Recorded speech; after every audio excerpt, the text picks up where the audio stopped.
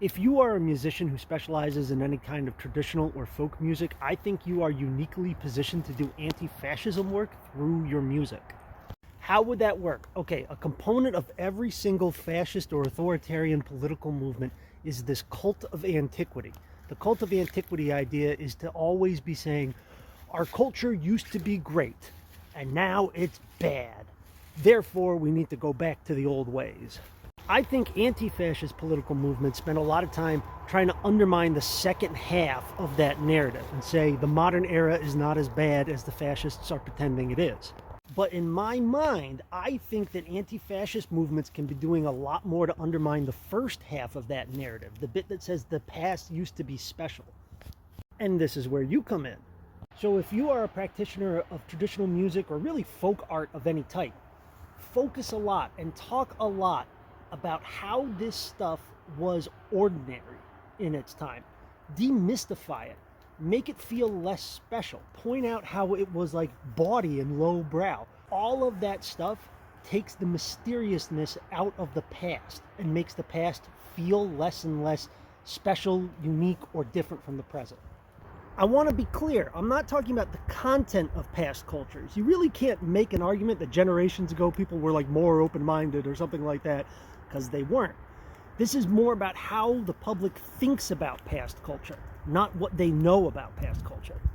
You can emphasize how plain this stuff was. There's like no documentation. Nobody thought it was important to document it. You can talk about how commonplace it was. This was the culture people were doing to entertain themselves in the home. They weren't paying for a ticket to go see this shit.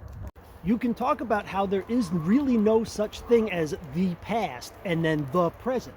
That music from the 13 and 1400s sounds nothing like music from the 17 and 1800s because the past is not one period of time. You can even focus on the origin of some of these practices and point out that all the stuff that we now think of as traditional at one point was new culture, and that 200 years from now, people are going to be looking at my TikToks as a form of traditional folk art. These are all true, real things about this traditional music that we practice. We just don't focus on it because we think it's boring. I think that we should find ways to make it less boring or to just force people to sit through the boringness, because it is a way that we are uniquely positioned to put anti-fascist material on the internet. So let's make more TikToks, YouTubes, podcasts, lectures, concerts, Spotify playlists, recordings, or whatever, to talk about the fact that the past and the present are just mental constructs. This is an idea I've been playing with for like the last couple of years, but I want to try to be more intentional with it. So I'm just putting this out there and tagging some of my friends to try to like inception the idea in other people's heads. If you make some, if you come across some, tag me, because I want to see more. In 2007, Kiernan published the book Blood and Soil, A World History of Genocide and Extermination from Sparta to Darfur, and he also found 4 common themes in the ideologies of the people that committed these genocides.